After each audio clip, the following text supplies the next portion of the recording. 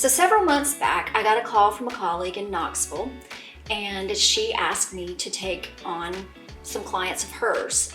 She had selected me for very particular reasons to handle her client. Her client had a background in construction, very experienced buyer and seller of high-end real estate. And she told me that he was very particular about what he was looking for. In the first conversation, he told me he was looking in the Charleston market, and he was dead set that more than likely he wanted to be on the Isle of Palms. And even though that's not my target market, I had been asked by this friend to take care of her client. So I told her I would give it a shot, even though it was a little bit out of my comfort zone. So we looked, and he gave me a budget of around $6 million. And I thought, oh, well, surely we can find something fabulous in the Charleston market for $6 million.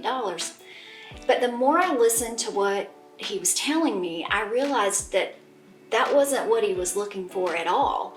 The biggest criteria was he wanted private beach and private beach access. It was going to be a place for his family to use. It's not a corporate retreat. It's a place for his family and friends to use. An amenity-rich community. His son plays golf, he plays golf. And then the other thing that was key along with the amenity package, because you can kind of find a golf club just about anywhere, but he wanted ocean and creek access for boating and for fishing.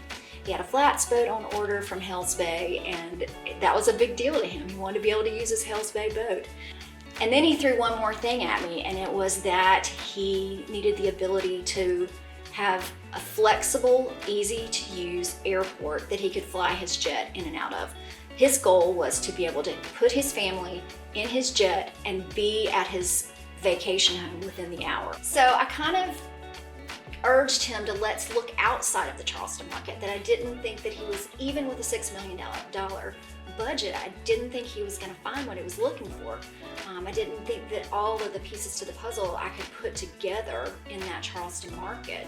So the first time he came to visit, I suggested that he fly into Georgetown Airport.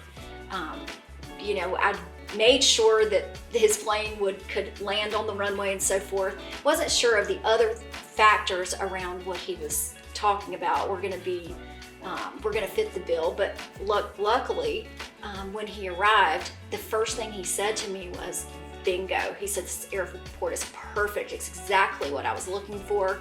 It's exactly the size. And the fact that there is no controlled airspace over Georgetown makes it super easy for someone like him to come and go. And so I knew before we even got to the property that so far it was a perfect fit.